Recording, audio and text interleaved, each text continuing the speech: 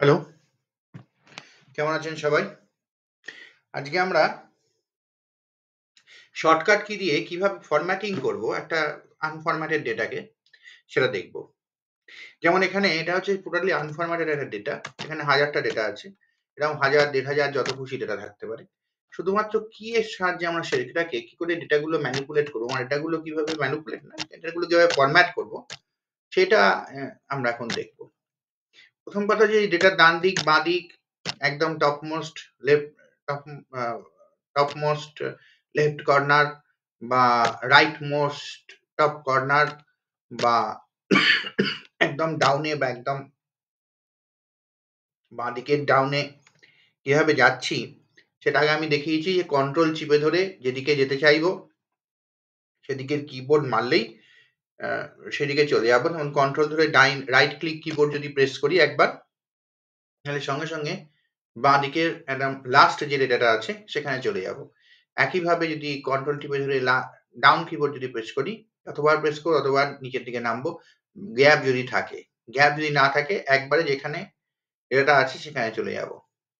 যেমন এখানে এই যে এখানে দুটো আছে। আবার তারপরে গ্যাপ আছে। সেখানে এগুলো নিচের দিকে নেমে যাচ্ছে। এরমভাবেই আমি যদি এখানটায় যদি যাই তাহলে আমরা বুঝতে পারবো এটা কিরম হচ্ছে। এখানে যেমন সিটির পর এই মিয়ামি হচ্ছে লাস্ট আ সেল যেখানে লেখা আছে। মাঝে কোথাও গ্যাপ নেই। কিন্তু এগুলোতে কেন হচ্ছে না? এগুলোতে সব গ্যাপ আছে বলে যেই ডেটা পাচ্ছে অমনি সেখানে গিয়ে দাঁড়িয়ে যাচ্ছে। আবার আরেকবার প্রেস করলে পরেরটায় চলে যাচ্ছে। হুম? আ সবসময় মনে রাখতে হবে এইভাবে যদি আমাকে যদি ডেটা মানে উপর থেকে নিচে যদি নামতে হয়, তাহলে সেই ডেটাটা কিন্তু মানে কম্প্যাক্ট হতে হবে। মাঝে কোনো গ্যাপ থাকলে হবে না। গ্যাপ থাকলে এরকম হবে। যেখানে গ্যাপ আছে সেখানে থেমে যাবে। আবার প্রেস করলে আবার নিচে নামবে। আবার প্রেস করলে আবার নিচে নামবে বা আবার প্রেস করলে উপরে নামবে, যেরকম হবে। কিন্তু গ্যাপ থাকলে এই সমস্যাটা হবে, থেমে, থেমে হবে কাজটা। আর একবারে যদি গ্যাপ যদি না থাকে তাহলে একবারে নিচে চলে যাবে। আরেকবার যদি প্রেস করি তাহলে একদম সেলের নিচে চলে যাবে সেক্ষেত্রে। হুম, পুরোটা যদি ব্ল্যাংক থাকে মাঝখানে। মানে একদম এন্ড আর এই লেখাটার মাঝখানে যদি ব্ল্যাংক থাকে তাহলে একদম সেলের নিচেও চলে যাবে। ঠিক আছে? এটাই হচ্ছে মজা। এরমভাবেই যদি আমরা কন্ট্রোল টিপে ধরে লেফট যদি প্রেস করি তাহলে লেফটে যাবো। আর কন্ট্রোল লেফটে থাকাকালীন কন্ট্রোল চিপে ধরে যদি রাইট যদি প্রেস করি তাহলে রাইটে যাবো। কন্ট্রোল চিপে যদি ডাউন যদি প্রেস করি ডাউনে যাবো। কন্ট্রোল চিপে ধরে আপ যদি প্রেস করি তাহলে আপে যাবো। হুম? আচ্ছা, সবসময় যদি ডেটা যদি আমার যদি ম্যানিপুলেট যদি ডেটা যদি আমার যদি ফরম্যাট করতে হয়, তাহলে সবসময় মনে হবে ডেটার একদম রাইট মোস্ট আপার কর্নারে যাবো। পুরো ডেটাটাই যদি ফরম্যাট করতে হয়, তাহলে একদম লেফট মোস্ট আপার কর্নারে যাবো। মানে A1 এ যাবো। তাতে সুবিধে হচ্ছে কি, টোটাল ডেটাটা একবারে সিলেক্ট করা যাবে খুব সহজে। টোটাল ডেটাটা একবারে এক্ষেত্রে সিলেক্ট করার জন্য কন্ট্রোল A প্রেস করব। টোটাল ডেটাটা একবারে সিলেক্ট হয়ে যাবে। সিলেক্ট হয়ে যাওয়ার পর তাহলে কি প্রেস করলাম? কন্ট্রোল A প্রেস করব। সিলেক্ট হয়ে যাওয়ার পর কি করব আমরা? আমরা দেখা গেল চারিদিকে বর্ডার দেব। তাহলে alt H VA, alt press করে অল্টটা ধরে রেখে আবার দেখাচ্ছি কন্ট্রোল Z। প্রথম কি করলাম? আমরা টপ মোস্ট লেফট কর্নারে গেলাম। গিয়ে কন্ট্রোল A মারলাম। তাতে কি হলো? পুরো ডেটাটা সিলেক্ট হয়ে গেল। দিয়ে অল্ট প্রেস করলাম। প্রেস করে ধরে না রেখে H প্রেস করলাম। তাতে কি হলো? আমাদের যে আগে আমরা শিখিয়েছিলাম আগের একটা ইয়েতে আগের একটা ভিডিওতে, আগের এপিসোডে যে কিভাবে আমরা এই মেনুর মধ্যে এই লেখাগুলো আমরা দেখতে পাবো, যে লেখাগুলো হচ্ছে শর্টকাট কি, যে শর্টকাট কি এর মাধ্যমে আমরা কাজগুলো করতে পারবো। মানে মাউস ছাড়া শুধুমাত্র ওই কি গুলো প্রেস করলেই আমরা কাজগুলো করতে পারবো। সেটা আজ থেকে হবে অল্ট প্রেস করলেই দেখিয়ে দিচ্ছি। যেই আমরা অল্ট প্রেস করব সঙ্গে, সঙ্গে ওগুলো দেখিয়ে দিচ্ছি। এবার যেই বলছি অল্ট এইচ প্রেস করার অর্থ এখানে কি? এইচটা কোথায় আছে? হোমে আছে। তাহলে অল্ট এইচ হোমের আন্ডারে যেসব মেনুগুলো রয়েছে সেগুলো অ্যাক্টিভেট হয়ে গেল। অল্ট এইচ বি যদি মারি তাহলে কোনখানে আছে বি? এই যে বর্ডারের এখানটায় border. Alt H B, B এর প্রেস করার পর এ দেয়া মানে কি? অল বর্ডার এ। এইগুলো সিকোয়েন্সিয়ালি পরপর করলে আমরা কি হচ্ছে পুরোটা ডেটাটা বর্ডার হয়ে যাচ্ছে, আমাদের মাউস নিতে হচ্ছে না। আবার দেখাচ্ছি কন্ট্রোল জেড। প্রথম গেলাম হচ্ছে আপার মোস্ট লেফট কর্নারে, গিয়ে কন্ট্রোল এ মারলাম, দিয়ে পুরোটা সিলেক্ট হয়ে গেল, দিয়ে অল্ট এইচ ভিএ। এগুলো প্রথমটায় খুব তাড়াতাড়ি করতে একটু অসুবিধা হবে, কিন্তু একবার যদি শিখে নেওয়া যায় তাহলে কাজ করতে, এক্সেলে যারা প্রফেশনালি কাজ করতে গেলে এই ধরনের শর্টকাট জানা খুবই দরকার। এতে কি হয়ে গেল, পুরো ডেটাটা আমার সিলেক্ট হয়ে গেল। সিলেক্ট হয়ে যাওয়ার পর আমার যদি মনে হয় যে এই যে ওপরের যে হেডিংটা সেটা বোল্ডে হবে, তাহলে কি করব,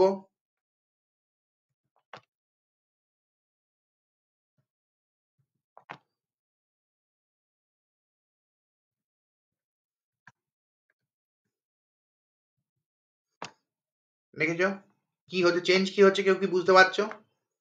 বোল্ড হচ্ছে, আর ওপরে এই যে বি লেখাটা একবার হাইলাইট হচ্ছে, একবার হাইলাইট ছেড়ে দিচ্ছে, হাইলাইট ছেড়ে দিল, মানে বোল্ডটাও এখান থেকেও কিন্তু বোল্ডটা উঠে গেল, আর আবার যেই হাইলাইট ধরলো সঙ্গে সঙ্গে এখানে বোল্ডটাও এসে গেল। কিভাবে হচ্ছে, একবার কন্ট্রোল বি পুরোটা সিলেক্ট করার পর কন্ট্রোল বি যদি প্রেস করি, মানে যেটুকু সিলেক্টেড থাকবে সেইটুকু লেখা বোল্ড হয়ে যাবে। কন্ট্রোল ধরে রেখে বি, এখানে কিন্তু কন্ট্রোল ধরে রেখে বি, একবার কন্ট্রোল প্রেস করে তারপর বি প্রেস করা না, কন্ট্রোল ধরে রেখে বি, কন্ট্রোল ধরে রেখে বি যদি প্রেস করি তাহলে পুরোটা বোল্ড হয়ে গেল, কন্ট্রোল বি। আর আবার যদি কন্ট্রোল ধরে রেখে বি, এই বোল্ড অবস্থায় যদি কন্ট্রোল ধরে রেখে বি যদি প্রেস করি তাহলে ওটা আনডান হয়ে গেল, আর এখানে বোল্ডটা উড়ে গেল। ঠিক আছে, কন্ট্রোল ধরে রেখে বি করলে বোল্ড হয়ে গেল। এবার যদি মনে হয় এটাও একইভাবে হবে, এটা বোল্ড হবে এবং ইটালিকও হবে, তাহলে কন্ট্রোল ধরে রেখে বি ধরে আবার কন্ট্রোল ধরে রেখে আই, ইটালিকও হয়ে গেল। ঠিক আছে,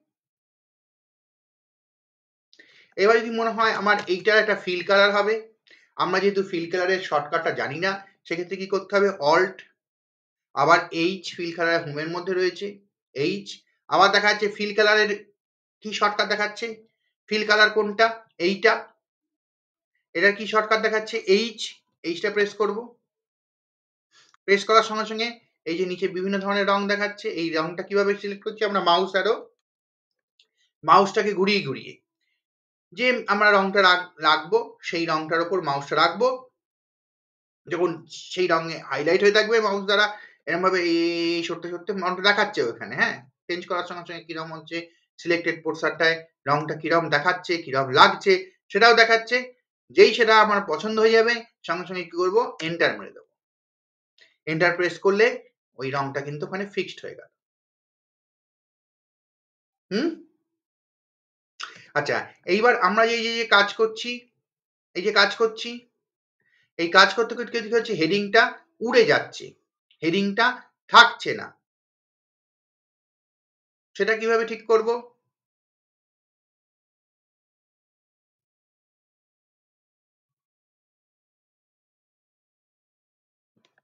সেটা কিভাবে ঠিক করা যায় যাতে হেডিংটা এখানে স্ট্যান্ড বাই হয়ে থাকে, হেডিংটা এখানে দাঁড়িয়ে থাকে, সেটা কিভাবে ঠিক করা যায়?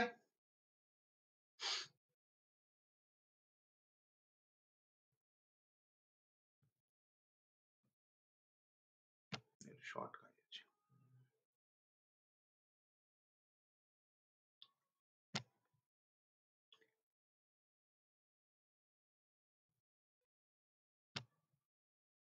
প্রথমে তো আমাদের টপ মোস্ট কর্নারে নিয়ে যেতে হবে, নিয়ে গেলাম, নিয়ে গিয়ে অল্ট প্রেস করব, অল্ট প্রেস করে এইগুলো হচ্ছে ভিউ এর ব্যাপার, মানে ভিউ কিরম হবে, ভিউটা কিভাবে চেঞ্জ হবে।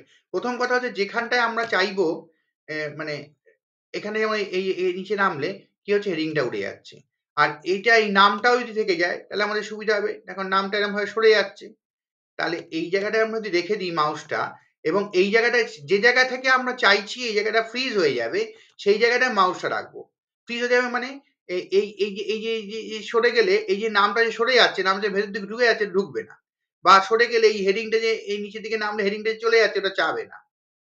তাহলে কি হবে, দুটোই একসঙ্গে হবে, এই জায়গাটাও ফ্রিজ থাকবে, আবার এই জায়গাটাও ফ্রিজ থাকবে, এটাও ফ্রিজ থাকবে, আবার এটাও ফ্রিজ থাকবে। এটা করতে গেলে আমাদের যে জাংশন পয়েন্ট দুজনের, সেই জায়গাটায় আমাকে মাউস পয়েন্টারটাকে রেখে দিতে হবে, মাউস পয়েন্টার মানে সরি এটা সেল সেল পয়েন্টারটাকে রেখে দিতে হবে, এইটা, হ্যাঁ, রেখে দিতে হবে, রেখে দিয়ে এবার আমরা করছিলাম কি মাউস ছাড়া, তাহলে অল্ট প্রেস করব, অল্ট প্রেস করে তারপরে ভিউ এ যাব, ডাব্লিউ, ভিউটা কিভাবে আসছিল, ডাব্লিউ এ।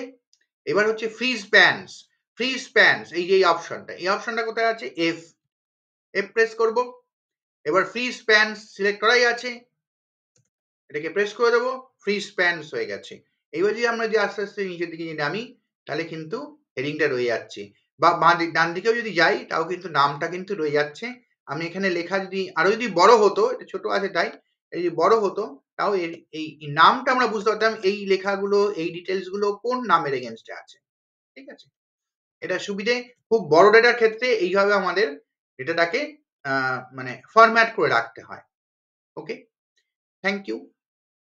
সবার যদি ভিডিও যদি ভালো লেগে থাকে লাইক দেবেন, সাপোর্ট করবেন, সাবস্ক্রাইব করবেন, যাতে এই ধরনের ভিডিও আরো আপনারা দেখতে পারেন। এখানে আমি সব এক্সেলের টিউটোরিয়াল ভিডিওগুলো আনবো, বেসিক্যালি সেই ধরনের ভিডিও আনবো যেগুলো ডে টু ডে ওয়ার্কে, অফিসিয়াল ওয়ার্কে কাজে লাগে। ভালো থাকবেন সবাই।